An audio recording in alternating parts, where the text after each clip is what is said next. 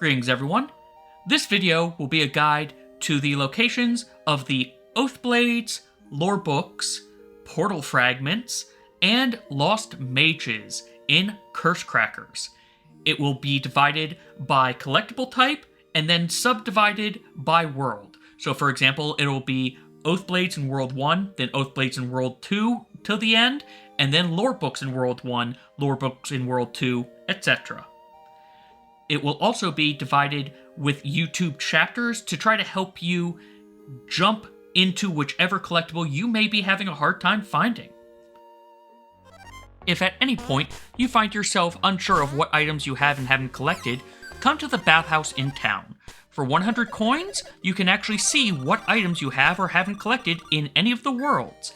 Each of the soaps represent an individual world, and as you can see, the darkened items are ones you have collected, and grayed out ones are ones that you have not. For the soaps, they are in order of World 1 through 5, and then Hollow 1 through Hollow 3. World 1-1's Oathblade is just after the final checkpoint. Come through the door and you will see these 3 skeleton birds. Jump up on them, come on up here. You can do the puzzle, but I suggest just doing a chime bounce for nice, easy access to your first Oathblade. In World 1-2, make your way until you're at this room. This is just past a few bouncy balls and a skeleton throwing paint. What you want to do is throw Chime up, do a high jump, and just use him to bounce on up here. You can also get up here a little bit easier if you have angel donuts or sky cakes, but just climb on up and get yourself your next Oathblade. In World 1-3, make your way to this checkpoint, and as you can see to the right, there's a floating key over there. We need to actually get over there, and it's actually slightly tricky as to how you get over there. Climb on up over here, and once you get to that skeleton, jump down, crawl, and you can come down here. Jump on those skeletons with helmets so that you can get through the spikes, and then pick up this key. Now, head on over to the right and be a little bit careful, because if you touch the spikes, the key will break. So make liberal use of chime bounces as you make your way to this Oathblade. In 1-4, make your way to this checkpoint and then head on into the water. What you're going to want to do is fall down here, and you see this little gap? It's a false wall. Just head on through, and you get yourself a decent Oathblade. You just might be a little wet while you get it.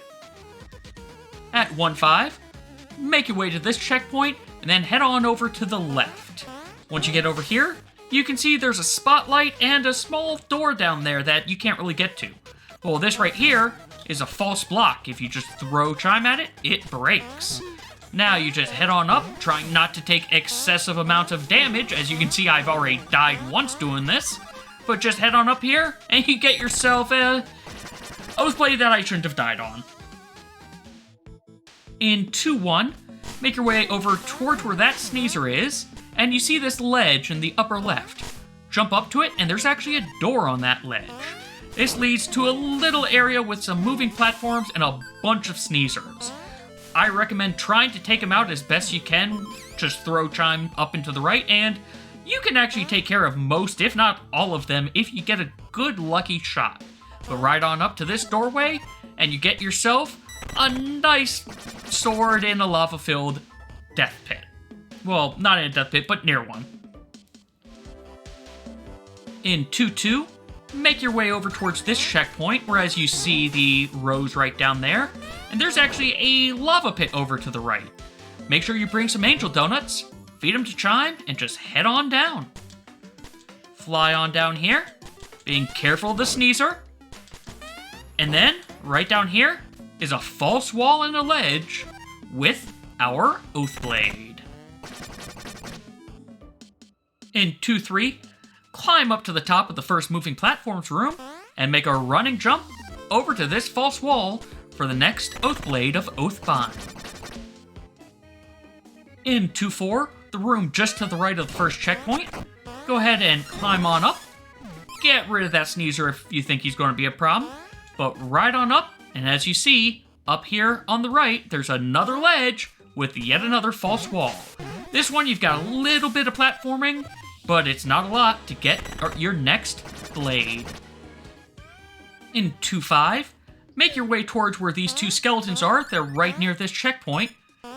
Take care of that one, just fall on down, and it's yet another hidden wall to another small bit of platforming for our next blade. As a note, as you can see, you do have some baseball, so come in here with at least one hit, just to be on the safe side. In 3-1, make your way up to this checkpoint with these two bubbles. What you're going to want to do is wait for one of them, well, both of them to spawn, and this is going to be a little tricky. You might want to get rid of that ghost because it may just be a problem, but it's a lot easier to just get rid of it, take the two bubbles up, then you're just going to take this bubble up similarly. Now, finish climbing all the way up here, and you get yourself a nice, shiny Oathblade. In 3-2, make your way to this section with all these ropes, and we're actually going to be taking the high path up to here. Now, you've got a little bit more platforming. Take that flower. Be a little careful here, because it is possible to fall down, but just keep on heading on over. Wait for that. You could wait for that, actually, or, just head on over here with some chime jumps, and get yourself another spooky Oathblade. In 3-3, make your way until you see that door there. Go ahead and just crawl on down. As a note, this is not too far into the stage, but it's a fairly easy and quick Oathblade. In 3-4, as you're making your way to the Ignis Chili, head on to this area. As you can see, right below this platform, there's another small platform with a coin on it. You cannot, however, chime bounce because the pit's a little bit too deep. So just bring yourself some angel donuts and head on down.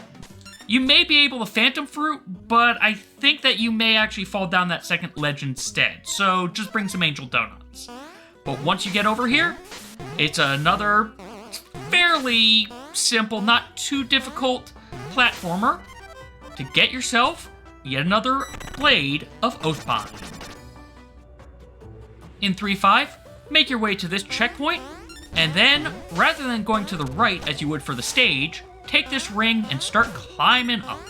Make sure you don't fall down like I did right there, but just keep on climbing up, dodge everything as best you can, and right up here is a door with our Oathblade.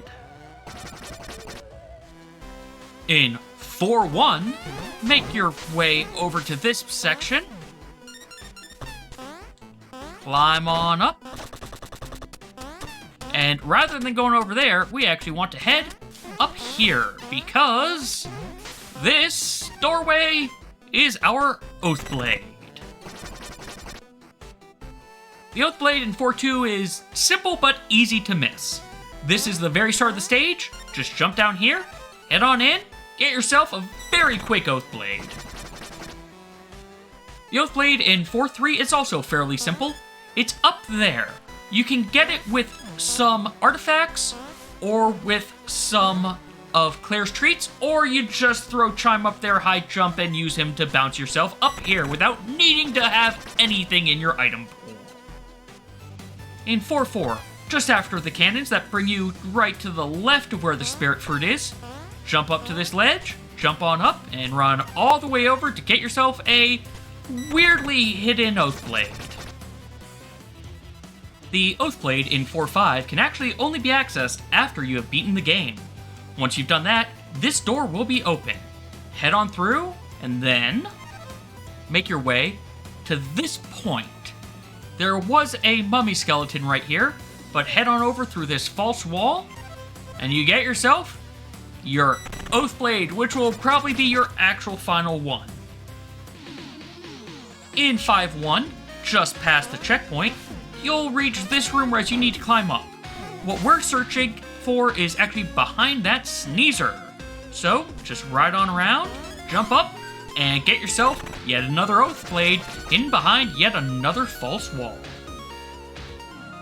In 5-2, in this room, whereas once again we need to climb up, but not all the way. Climb up to this point, jump on down, and you have yourselves yet another hidden wall, little bit of platforming, and another blade.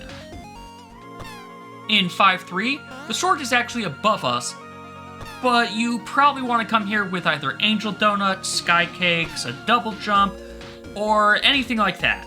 However, if you come here without any of those, what you kind of need to do is a little annoying. Throw chime down there, try to time it right so that you, not like I did there, try to time it right. 1, 2, jump. Still didn't time it right. 1, 2, jump.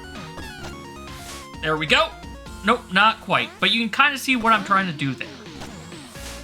I'm now just going to cut to the timing, whereas I actually get this. Nope. 1, 2, jump. There we go, there we go. That's the timing you want. Then you come on over here. Some very basic platforming compared to the weird timing I did there for yet another Oath Blade. On the first screen of Astral 4, go ahead and climb up to here. Just slide on down as you saw there, and it's another relatively easy Oath Blade. The final Oath Blade is in the most devious of locations. Just run to the right at the start of 4-5, or 5-5, and you get it. Nice and easy. With this, we now have collected all of the Oath Blades. You can now go north of the carnival area and interact with the giant sword of Oathbind. Our first lore book is actually in Belle's house. Just head on up here and you get yourself your first book. The lore book in 1-1 is actually in a fairly dubious location. Make your way to these 2 blocks, break them, and make sure you bring either some angel donuts or sky cakes. Feed them to Chime, and just head on up here. Next, you've got to do this little bit of, again, small platforming, though lots of baseballs that want to destroy you. But climb on up and get yourself a lore book. For the lore book in 1-2, again, you can bring sky cakes or angel donuts, or throw Chime down, high jump, and jump up here. Just like before though, with 1-1, it's a little bit of a platforming puzzle once you get here. Make sure you dodge as many of the baseballs as you can, and grab yourself your next lore book. In 2-3, make your way to this room, and just like before, use a Chime Bounce, or Sky Cakes, or whatever have you, to grab yourself this lore book. This area, just so that you're aware as well, is right near this checkpoint, so it gives you a little bit of a saving grace and another idea for a location. In 1-5, make your way to the first water section, which also I think is the only water section, but swim on up here, and it's a fairly easy lore book. In 2-1, the lore book is actually in this area. As you see, there's a ledge up there. If you watch this to get the Oath Blades, you know what this area is. Well, along with having the Oath Blade, if you actually come to the right, which might be a little bit difficult depending on how the platforms are going, but there's a little ledge here with a false wall to our lore book.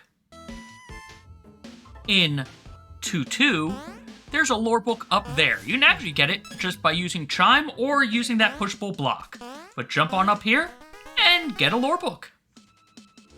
In 2-3, the lore book is actually real obvious. There's this arrow pointing you right to it.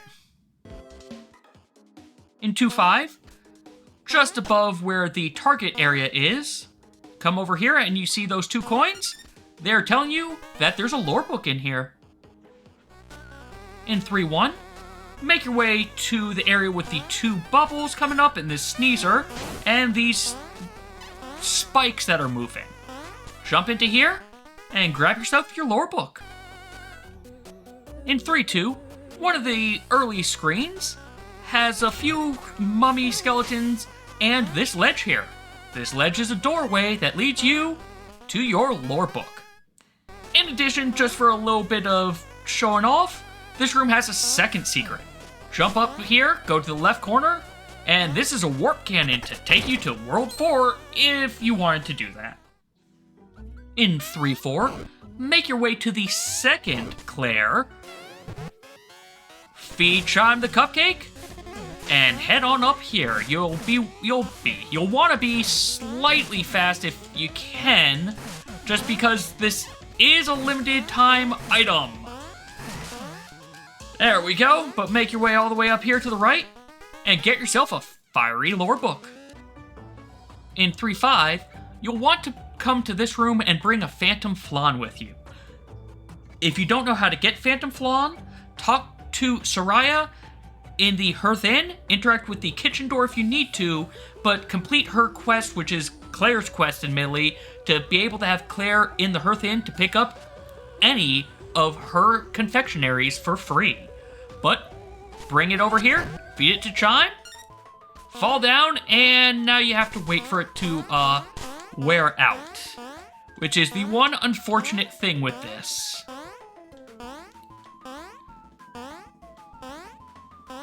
Just enjoy jumping and wasting your time while you wait for this to wear out. And finally, get your lore book. In 4-3, come to this area with all the ladders, climb up the top left ones, and there's a fake wall to our book. In 4-4, make your way to this checkpoint just below whereas we get the first key, climb the ladder over, head on up here, and up through here is our final lore book. After collecting all 15 books, come back to the library and talk to Jess. They will be surprised that you found all of them, but they will also actually give you the final 16th book. The mage in 1-4 is in this first underwater section. Come over to where you see the spotlight and just swim on up. Dodge the baseballs as best as you can while still climbing the rope. I recommend hanging here if you need to, but come on over and talk to him and pull out this arrow and save your first mage, Cole. The mage in 2-4 is actually in the room just before where we get the divine chocolate. We get the divine chocolate to the left, but we actually want to fall down here and make sure you hug the left wall, and you can go ahead and save your next mage, Kailani. The mage in 3-4 has actually two ways that you can get to it. The easy way is if you bring the chili cupcake over here. You can climb under here, which is at the very start of the stage, break that, and you will fall down to where the mage is.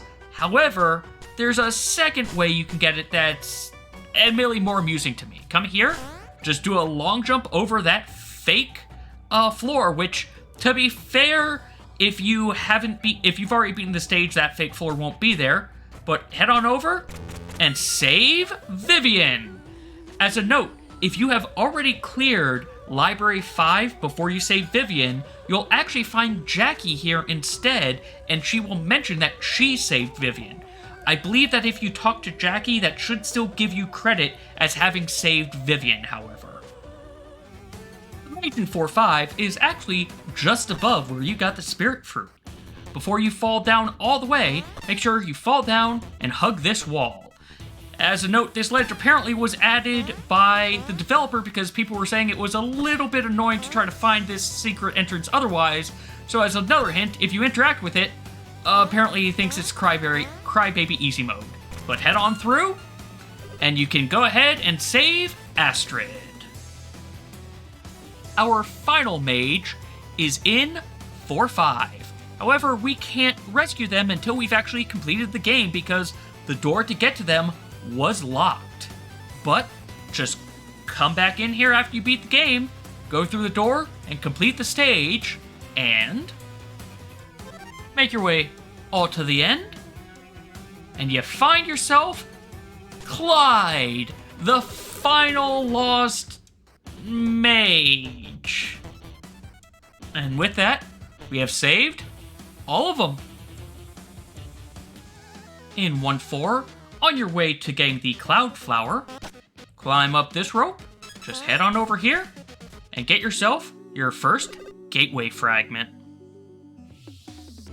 In 2-2, come to this checkpoint and head to the left. Make sure you bring some angel donuts because there is a fire pit down here. This might sound familiar if you watch me do Oathblades. Just like with the other stage, this actually has 2 secrets. And the second one is that monument piece right here, which you needed to fly because you can't get through that floor any other way. In 3-1, make your way forward a little bit to this screen, and that top of the tree stump is actually a platform that you can go ahead and enter a door in and grab yourself your fragment. To get the fragment in 4-5, you actually need to first beat the game so that this door is open. But if you come here with Phantom Flawn, which you can get by completing Claire's quest, again, to complete Claire's quest, go to the Hearth Inn, talk to Soraya. She will mention how she needs a baker. You might need to interact with the kitchen door first, but she should start you on that quest, and then you can talk to Claire in town, and after a little bit of back and forth between them, you should be able to get treats from Claire. But enter the door, and right over here is our fragment. All other fragments in this game exist in the hollows, so you will need to complete hollow 1-3-1-5, 2-3-2-5, and 3-3-3-5. Those will give you the remaining 6 fragments. In 1-1, to get to the hollow, first you need to come to the end of the stage. Rather than having Chime eat the cauldron, instead, jump on down. And as you come down here, you'll see these 2 balls that lead to an invisible area. Fall down the pit, and this exit will lead you to the hollows.